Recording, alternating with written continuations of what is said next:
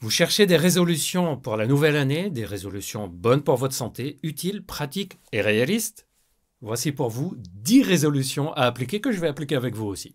Bonjour tout le monde et bienvenue dans cette nouvelle vidéo, bienvenue sur notre chaîne Charles.co. Si vous regardez cette vidéo en tout début d'année, je me permets de vous souhaiter une excellente année à venir, que le bonheur soit dans vos foyers, que votre santé soit bonne. Je sais qu'on ne peut pas éviter d'avoir des problèmes de santé, ça peut arriver à tout le monde, mais on peut faire de sorte d'en limiter le risque et de faire de sorte que si ça nous arrive, qu'on soit prêt à résister aux problèmes de santé. C'est de tout ça qu'on parle ici sur la chaîne et c'est de tout ça qu'on va parler aujourd'hui avec des résolutions pour cette nouvelle année qui arrive. Et d'ailleurs, on peut les appliquer, pas seulement en début d'année, on peut les appliquer tout le temps. Et j'en profite aussi pour rappeler ce que c'est Charles.co. Charles.co, c'est une chaîne sur laquelle il y a des informations sur la santé. On y est, vous y êtes. Mais Charles.co, c'est aussi un site de téléconsultation, une clinique digitale où on peut avoir accès à des consultations auprès de médecins spécialisés dans leur domaine. On va sur le site, on choisit le type de problème sexuel pour lequel on souhaite consulter, on remplit le questionnaire.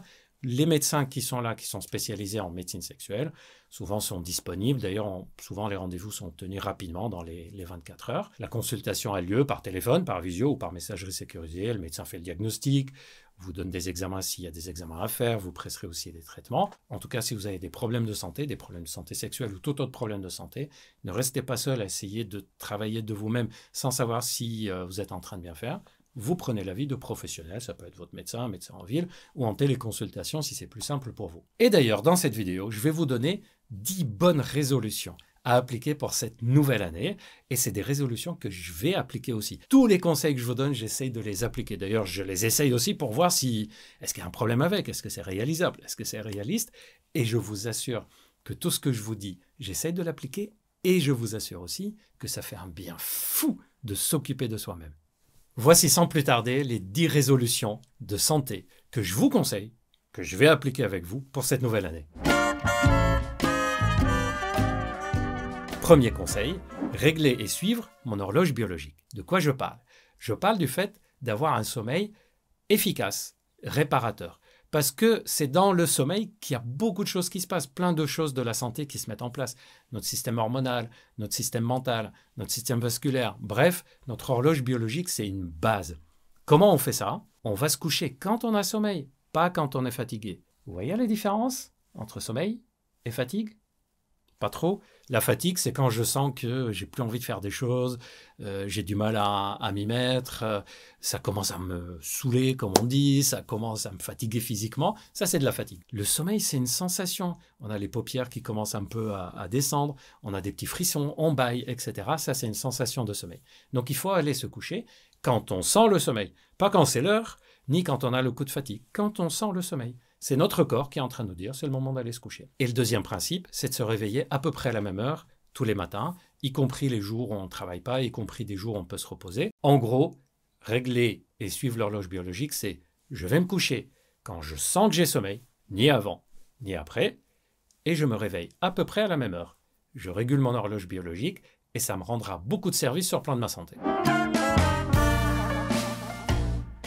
Deuxième conseil, manger mieux ou encore mieux. On peut toujours améliorer notre alimentation.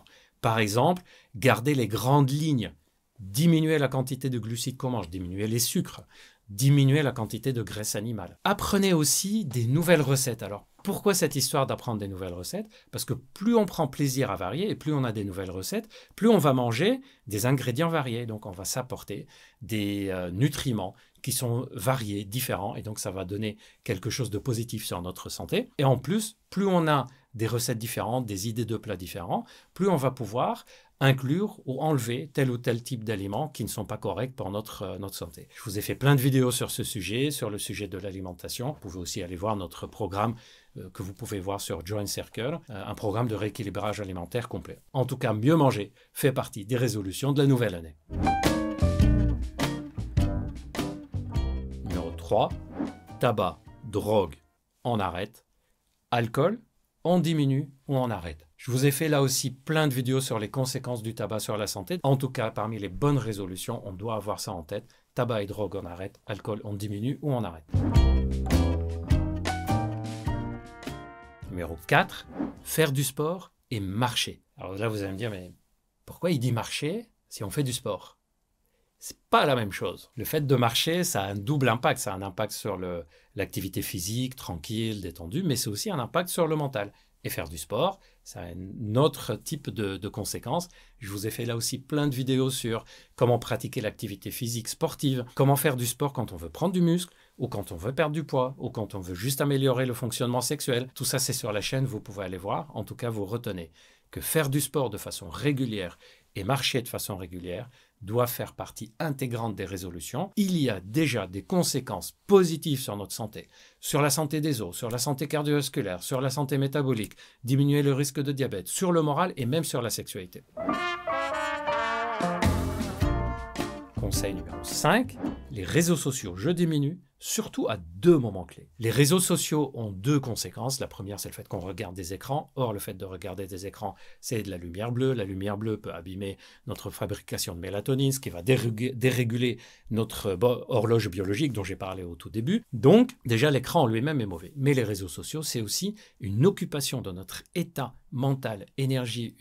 Ça nous renvoie vers des choses, ça nous propulse vers d'autres choses. Et soyons honnêtes, quand on regarde les réseaux sociaux, à part bien sûr quand vous regardez Charles.co, c'est pas toujours pour apprendre des choses et il y a beaucoup de trucs, on lit, on perd notre temps, parfois on angoisse, parfois on se pose des questions inutiles, etc.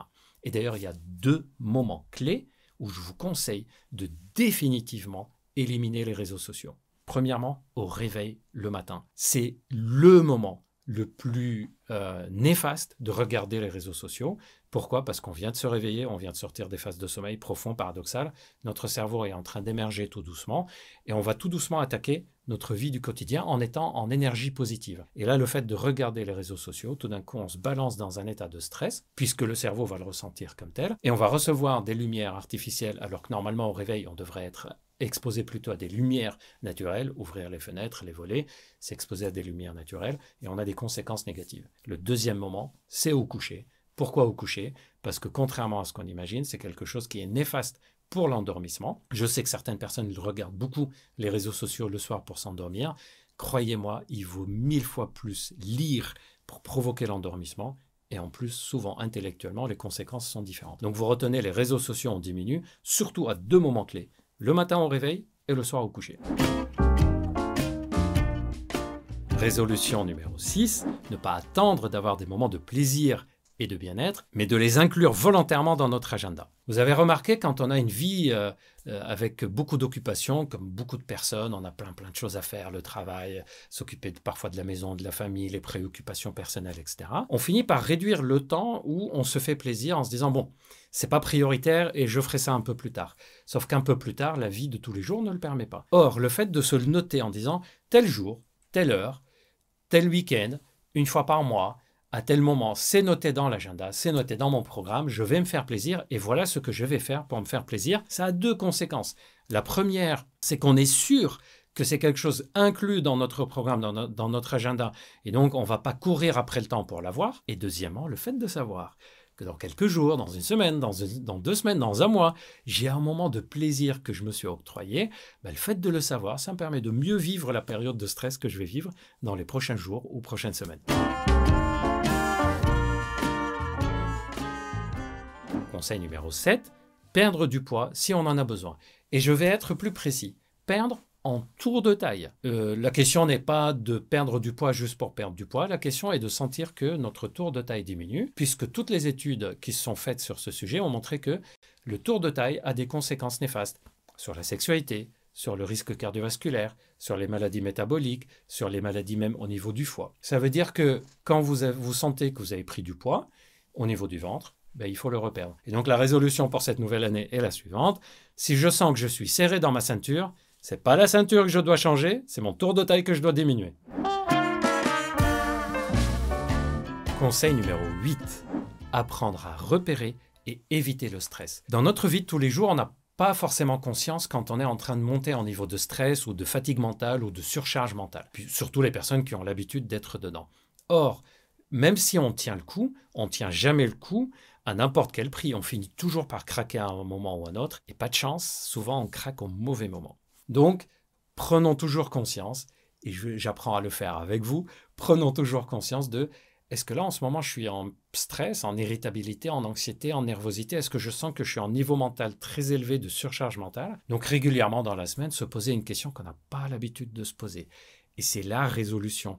C'est cette résolution-là que j'aimerais que vous gardez en tête. De temps en temps, allez, on va dire au moins une fois par semaine. On va dire tous les week-ends. De se poser une question qu'on se pose rarement. Comment je vais en ce moment? Vous avez remarqué qu'on le demande souvent aux gens autour de nous. Comment tu vas? Ça va en ce moment? Comment ça va? Ça va vous? Et est-ce qu'on vous posez la question? Comment je vais en ce moment? Eh bien, c'est une résolution que je vous conseille. Une fois par semaine, vous posez la question. Comment je vais en ce moment? Ça permet au moins de repérer où on en est et d'agir dessus avant de craquer. Conseil numéro 9. Et j'y tiens beaucoup celui-là. L'amour, l'amour, l'amour. Et je ne parle pas des relations amoureuses. Je parle de tout ce qui est relations d'affection et d'amour. Relations amicales, familiales. Vivez-les, développez-les. Passez plus de temps avec les gens que vous aimez. Profitez des gens que vous aimez, laissez-les profiter de vous. En tout cas, entourez-vous d'ambiance, d'amour et d'affection. Et c'est pas juste parce que je vous aime bien. C'est vrai que je vous aime bien. Mais ce n'est pas que pour ça que je vous le dis. Je vous le dis parce qu'il y a plusieurs études qui ont montré qu'on a besoin d'amour pour être en bonne santé. Il y a même des études qui ont été faites chez les animaux, où les animaux privés de marques d'affection et de marques d'amour développaient plus de problèmes de santé que ceux qui étaient privés, par exemple, d'alimentation. Ceux à qui on donnait à manger, mais très peu. Donc, on a besoin d'amour, autant besoin que manger. Aimez-vous vous-même déjà. Aimez ceux que vous avez envie d'aimer. Laissez ceux qui vous aiment, vous aimer. En particulier si c'est partagé, en tout cas, ne vous privez pas d'amour, entourez-vous d'affection. C'est une résolution de santé et pas juste de sentiment. Conseil numéro 10, celui-là il va vous plaire, j'en suis sûr. Ne pas s'en vouloir de ne pas réussir toutes les résolutions. On est des humains. On n'arrive pas toujours à tout bien faire. Bien sûr qu'il y a toutes les résolutions que je vous ai dites dans cette vidéo. Certaines, vous allez y arriver. D'autres, vous n'allez pas y arriver. Parfois, vous allez craquer. Parfois, vous allez dire « Ah, mais on verra l'année prochaine. Ah, mais non, je vais m'y remettre. » Donnez-vous l'objectif de les garder en tête et d'y arriver progressivement, un peu à la fois, mois après mois, année après année s'il faut. Parfois, il y a urgence, mais souvent, on peut travailler sur du long terme. Tout ça, c'est pour que vous soyez en bonne santé au long terme. Et que vous soyez bien, le but n'est pas de se mettre la pression. Et tout ce qu'on fait par obligation, souvent on finit par craquer. Et tout ce qu'on fait parce qu'on prend plaisir à le faire et qu'on sent que c'est pour nous et qu'on le fait à notre rythme, on finit par y arriver et c'est l'essentiel. Voilà, j'espère que cette vidéo vous a plu. Je suis sûr que dedans, il y a plein de sujets qui vous ont intéressé, que je n'ai pas développés. Mais sachez que tous ces sujets, je les ai développés déjà sur la chaîne et d'autres vidéos vont arriver pour développer d'autres sujets de santé. J'espère que vous avez appris des choses. J'espère que vous allez adhérer à ces résolutions. Dites-moi dans les commentaires si vous aviez d'autres résolutions de bonne santé que vous allez rajouter ou certaines que vous allez enlever parce que vous trouvez que pour vous, c'est pas adapté. En tout cas, je suis partant pour vous accompagner pour cette nouvelle année avec plein de vidéos sur la santé. Plein de vidéos sur différents sujets d'alimentation, de sexualité, de santé générale, de bien-être, de tout ce qui vous intéresse. Et n'oubliez pas de vous abonner si ce n'est pas déjà le cas, de liker, de me laisser des commentaires. Je vous souhaite une fois de plus une excellente année si vous regardez cette vidéo en tout début d'année. Que votre santé soit le mieux possible. Moi, je vous donne rendez-vous très prochainement pour les autres vidéos. Prenez bien soin de vous. À très bientôt.